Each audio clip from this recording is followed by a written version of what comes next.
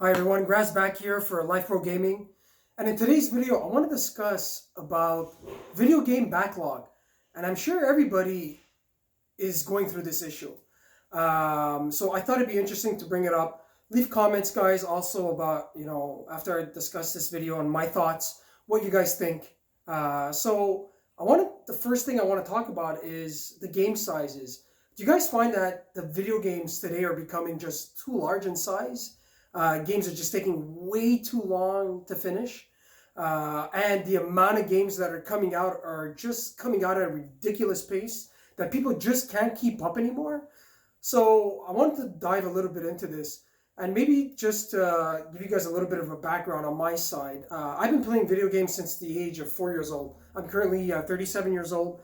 I got my first NES when I was 4 and been playing video games pretty much my entire life. Obviously not professionally, just as a pastime, and I just find that it's something that I love to do. But I'm finding that, and really finding that since the PS4 generation, just because how successful that console was, that I am tremendously backlogged in my games, and I'm trying to think about some tips and tricks moving forward on how I can pick and choose my games a little bit better and maybe be a little bit more selective. So I want to show you guys first to begin on the PlayStation. So there are tons. If I just go to the game section, all the way to the side on the games library, and I mean these are just games that I haven't even touched yet, and that's not including. You guys can see here all the different types of physical games that I have as well that I'm backlogged on. So these are just some games that I haven't touched on yet. And actually the PlayStation, if you get the PlayStation 5 and you have the PlayStation Plus, you get what's called the PlayStation Plus collection. Now, look at the games that are included just here. Fallout 4, which is a huge game which takes tons and tons of time. Final Fantasy as well, the Royal Edition. You have games like Monster Hunter, Resident Evil 7, Days Gone, Black Ops, Bloodborne, which is tough game to play. The Last of Us, Ratchet and Clank. I mean, these are all games that take a lot of time to play. And I want to show you guys actually a nice little feature. If you go to your profile settings on the PS5 and you go down to profile and you look at games, so the PlayStation will actually let you guys know all the games and the times that were played even on the PS4. So for example, Ratchet and Clank, I put in 13 hours on this game. Days Gone, I did about 2 hours. Astro's Playroom, I did about 12 hours of game time.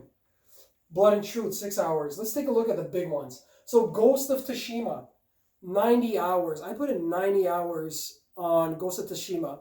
But the reason why I want to bring this up is that I have a full-time job and I have a family as well. So I'm just finding it really tough to keep up with the new games that are continually being released. If we scroll down a little bit more, Trover Saves the Universe, 11 hours. Death Stranding, really controversial game. I put in 84 hours into this game. The Witcher 3 Wild Hunt, I haven't even started really to like scratch the surface, and I put 10 hours into this one. Call of Duty, 14 hours. Horizon Zero Dawn, I'm like halfway through. I put 34 hours into this one. Marvel Spider-Man, I haven't even finished the game yet, and I'm already at 62 hours in. Red Dead Redemption 2, amazing game. Did I play it as a completionist? Not at all. I hadn't even touched the online yet, and I put in 122 hours into this game. So that's a lot of time. I think that's pretty much it. The Last of Us Part 2. I played this one because I had a friend of mine lend it to me. I just zoomed through this game without really taking my time to explore. And I put 32 hours into The Last of Us Part 2. So that one too took a really decent amount of time. God of War. So God of War, one playthrough. Maybe a bit of a completionist. I didn't collect everything, but I put in 90 hours into God of War. So that's a pretty decent amount. Detroit Become Human, 23 hours. That's nothing too crazy, but I mean, I did go through a lot of the different scenarios, which I highly recommend, guys. If you haven't played Detroit Become Human, amazing game. It runs amazing on the PS4 Pro. I haven't tried it on the PS5 yet, but I'm sure it's definitely worthwhile to look at. So, Uncharted, A Thief's End, 37 hours. I mean, these are a lot of time to be spending playing these video games. So, what do I do about all the rest of these games here that I haven't even touched? The same thing is that I have a Wii U console, and I also have the Xbox Series X, which I signed up to Xbox Game Pass. Xbox Game Pass alone has over 100 games. So I'm at a point right now, guys, where, I jumped, onto the PS5. I jumped onto the Xbox Series X. But one thing for sure is that I will no longer be buying brand new video games. So Cyberpunk 2077 is to launch next month in December. Actually, in a couple weeks, is going to launch.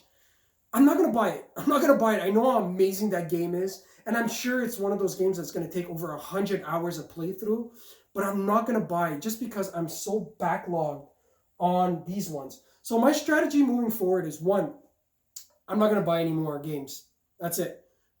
Two, if I buy, I'm going to try to pick them up at a discount. So I'm not going to buy games that come out right away.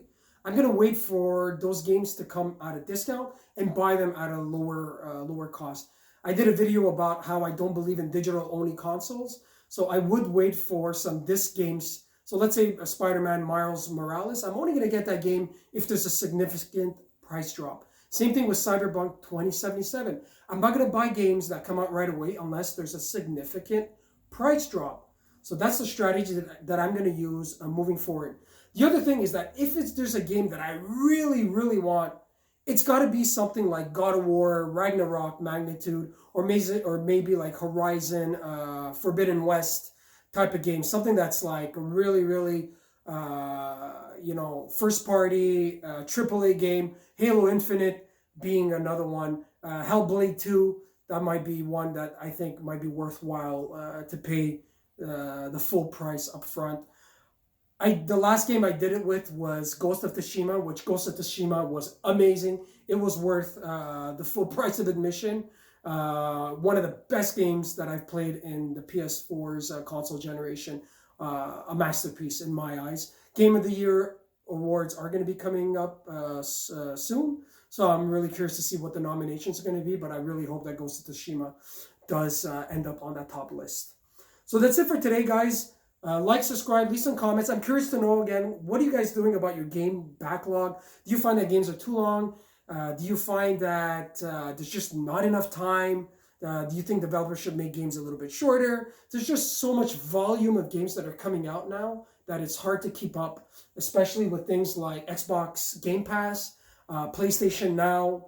There's all these different services that are being offered. If I go back to the PS5, so, if I take a look at the games, so yeah, stuff like PlayStation Now, PlayStation Plus, which gives you 2 free games per month.